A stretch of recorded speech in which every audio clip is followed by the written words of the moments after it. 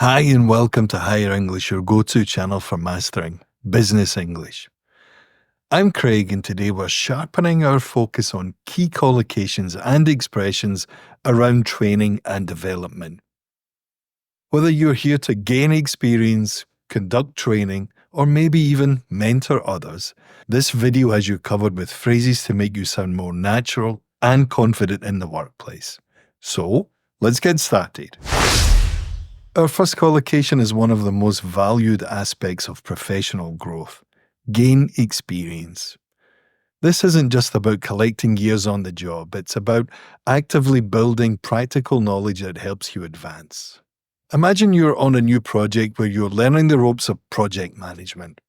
You're not just doing the job here, you're gaining experience that'll make you a stronger candidate for future roles. You might say, in this role, I aim to gain experience in leadership and team coordination. Next, we have develop skills. Unlike simply having skills, developing them implies you're actively improving and expanding your abilities, which is key for personal and professional growth. Think about a time when your company offered you a training workshop. This isn't just time off from work, it's a chance to develop your presentation skills, learn from others, and bring new ideas to your team. You could say, I'm focused on developing my analytical skills to bring more insight to our business reports. Moving on, we have conduct training.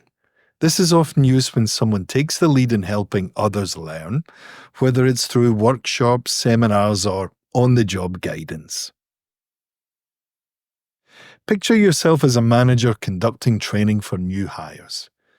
Not only are you sharing what you know, but you're also establishing yourself as a knowledgeable resource within the company.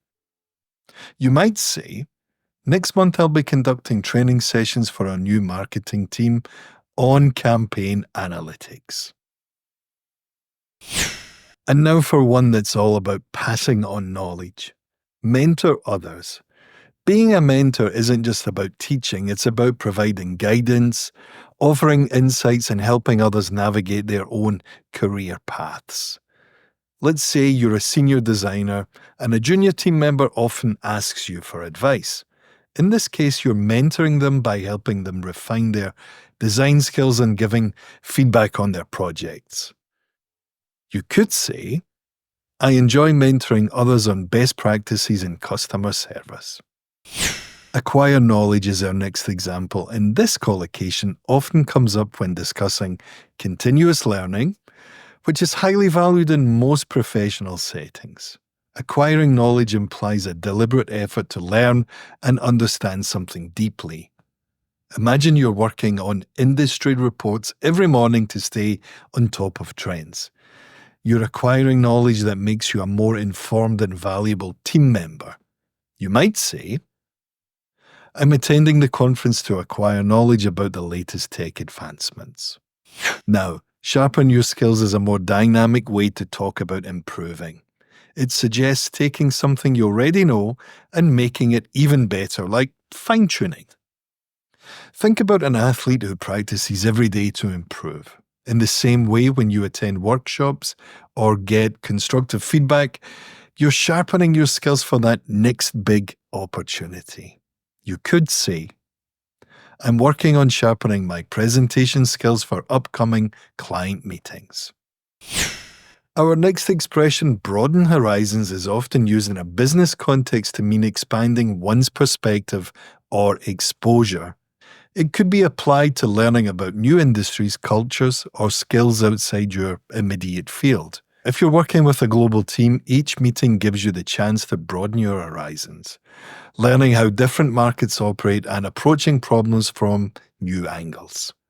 You could say, I'm taking an online course to broaden my horizons and understand international finance better. Here's a phrasal verb that's extremely practical, brush up on. This means reviewing or refreshing something you already know, especially before you need to use it again in a specific situation. Suppose you've been asked to lead a meeting in English with international clients. You might brush up on your negotiation phrases to feel more prepared and confident.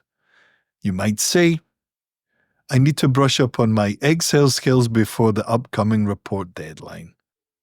Another key expression is work towards goals, which emphasizes ongoing effort and progress rather than immediate results. This is perfect for conversations about growth or performance improvement. Imagine you're part of a team that has quarterly targets. Every project you complete helps you toward the larger annual goals, creating a sense of purpose and momentum. You might say, I'm working towards my goal of becoming certified in project management. Finally, we have share knowledge. This is a common phrase in collaborative workplaces, and it emphasizes the importance of open communication and learning from each other. If you're a specialist in a certain area, sharing your knowledge can lead to smoother workflows, better decisions, and a stronger, more informed team. You might say, I always try to share my knowledge on data analytics with the rest of the team. Remember, these collocations and expressions aren't just words, they are tools to help you communicate with confidence in a business environment. So try them out, make them your own, and let me know which ones you find most useful. Don't forget to subscribe to the channel and visit our website at higherenglish.org for more free business resources. I'll see you in the next video. Bye for now.